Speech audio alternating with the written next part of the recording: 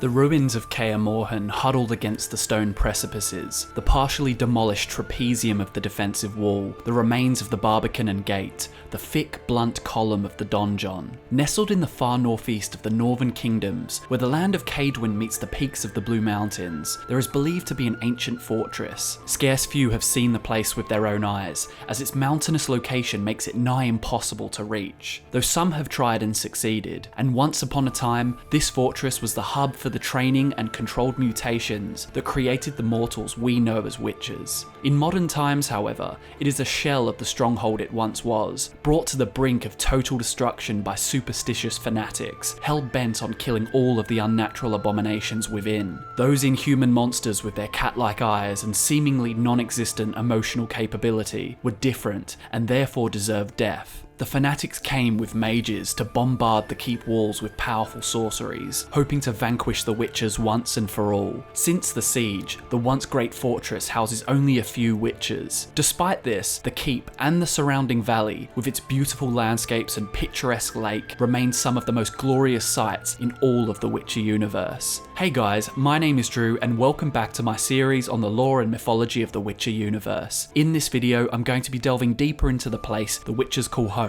providing some insight into its significance, what went on within its walls, and what made it the ultimate refuge for the mutated monster hunters. The name Kaer Morhen derives from the Elder Speech, the language used by the Aen Cedar elves long before the conjunction of the spheres. In their language, the place is called Kaer Amurehen. Kaer with a C meaning fortress, castle or keep, Muir meaning the sea, and Hen meaning old. Put it all together and we have the Old Sea Keep. The spelling and pronunciation we see in the common speech is likely a bastardization tailored to the typical human lacking the elven elegance. The Elder Speech is very reminiscent of the Celtic languages of Wales, Scotland and Ireland, and Celtic influences are seen throughout elven culture in the Witcher universe, so it's safe to say that that was part of Andrzej Sapkowski's inspiration. Anyway, I digress. High in the mountains, Kaer Morhen is perfectly located for defensive purposes, with high curtain walls perched atop natural rock formations, tactically placed battlements overlooking a narrow drawbridge and heavy portcullis, and a keep high above on the mountain face, sitting in relative safety. From the balconies of the keep,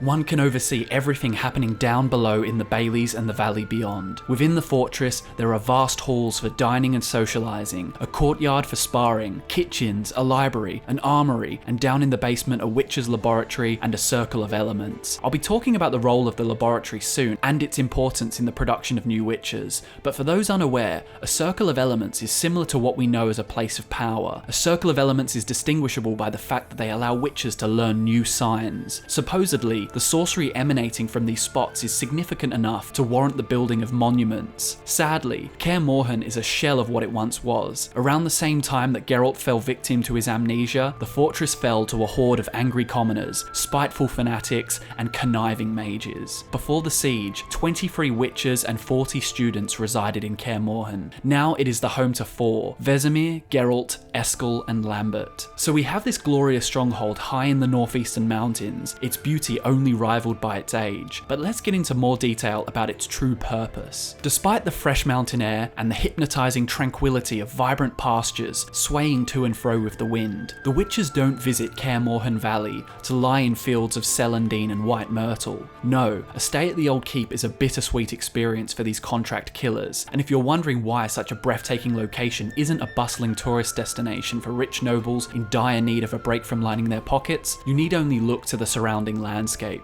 The fortress is so difficult to reach in more ways than one. If you have the strength and endurance to navigate the unsteady mountain tracks up into an altitude where your breath feels shallow and unsatisfying, then that's only half the battle. On top of the climb, you'll be faced with all manner of deadly creatures. Through the trees somehow standing tall on the slopes, you may be happened upon by wolves, basilisks, giant centipedes, wyverns, or even archer spores, which take root in the soil and wait for innocent passers-by before impaling them with tentacle-like branches. witches. The witches who call Kaer Morhen home and undergo some of the cruelest trials ever conceived call the journey up to Kaer Morhen the killer, and from their kind, that's quite an endearing compliment. Once you successfully survive the many perils waiting anxiously to take your life, you then have to ensure you find the witch's trail, which is believed to be very easy to miss. This trail encircles the keep and must be followed to reach the stronghold. Now, back when Kaer Morhen wasn't a crumbling ruin and many witches lived there was a grueling process all witches were expected to undergo. After arriving at the Old Sea Keep as children, the witches in training would first be subjected to the choice. This part is supposedly voluntary, and to many this is considered the hardest part of the entire process. The choice involves a severe dietary change, switching to a diet of mushrooms, mosses and herbs. The young witches would then have to undertake the beginnings of their grueling physical training while nauseous from what feels like malnourishment. This lifestyle change was enough to kill off huge numbers of potential witches, succumbing to liver failure, heart failure and even mania. The aggressive tendencies spurned by the trial could either be channeled in combat training or left to deteriorate the minds of the subjects. All of this took place within the witches' laboratory within Kaer Morhen. The trainees lucky enough to survive under this new dietary regime were only at the beginning. Then came the trial of the grasses, in which young witcher apprentices were required to consume a special alchemical concoction. It is believed only 3 in 10 survived this trial. After ingesting the mixture of forktail spinal fluid, manticore poison, albino bruxa tongue, bryonia, ribleaf and mandrake root, some died in agony, while others emerged on the other side with impossibly fast reflexes, the cat-like eyes and various other enhancements. The third and final trial was called the Trial of Dreams, and while we do not know exactly what this entails, it is this trial that gives the witches their mutated bone marrow, hormones, night vision, and unfortunately, their infertility. It would be interesting to find out exactly what took place within the walls of Kaer Morhen during the Trial of the Dreams, but somehow it seems to be the part of the process that actually separates witches from humans, altering their hormonal state to the extent that they can no longer reproduce. Feel free to speculate in the comments, as I'd love to hear your thoughts. Either way, all of this took place within Kaer Morhen, and it's starting to make more sense why some skeptics would seek out the stronghold, hoping to cease whatever sorcery was going on inside. If you can divert your gaze from the supernatural rituals taking place within Kaer Morhen, you'll see a landscape as dangerous as it is stunning to behold. From the crystal blue waters of the Gwenlek River flowing along the valley floor, to the verdant green hills and snowy peaks gleaming an untainted white, all the way to the vast misty lake in the northern reaches. I highly recommend going for a stroll along the many trails sprouting from Kaer Morhen's main entrance, as there is much to see. Just make sure your silver blade is sharp and at the ready when you do. In the expanses neighbouring the keep, you'll mostly find yourself walking among rabbits and deer, but venture too high and you may be swooped upon by Arenia. These things are harpies, but way uglier. Yes, somehow that is possible. And even if you steer clear of the skies, the creatures below the depths will turn on you just as quickly. Drowned dead and water hags are rampant in the shallows, and neckers lurk in the tree line all around. But if you make your way down to the lake, prepare for an exquisite view. Down here, the foglets mimic lost children to lure unsuspecting saviors to their dooms. Stubborn rock trolls guard the path to the circle of elements, and old Speartip, a wizened cyclops, slumbers in his secluded cave. You can see from the landscape and the creatures inhabiting it that this valley was the perfect place for witches to train. The terrain is tough on the muscles, and almost every living thing around you is out for blood. Nowadays, the valley harbours a sense of solitude. When you wander through the region, you are truly alone, excluding the monsters of course, and you have to imagine that it can get quite lonely for the 4 witches who choose to return there for winter before setting out once again on the path. Throughout the story, we learn that Lambert, the sarcastic, quarrelsome witcher, actually owns a boat on the lake. In fact, it is the only functioning boat. The reason that this is significant is due to the presence of an unmarked location on the western shore of the lake. If you make your way to a small chunk of shoreline, you can see a canvas set up overlooking the landscape. Some theorize that this is an Easter egg, maybe a reference to Bob Ross, but regardless, in the universe, I like to believe this neat little detail subtly gives us an insight into a pastime of Lambert's, who is always so adamant about appearing tough. It seems plausible that the man who built his own boat on the lake may just sail out to an isolated spot to paint the horizon. That would give Geralt some new material when caught in a quipping contest with Lambert. For some reason, to me at least, it is this detail that really drives home the serenity of this region. Shunned from society, these surviving witches have one place they can retreat to, away from the vitriol spat at them by common folk. Painful memories exude from the walls of the keep, yet Kaer Morhen will always be their home.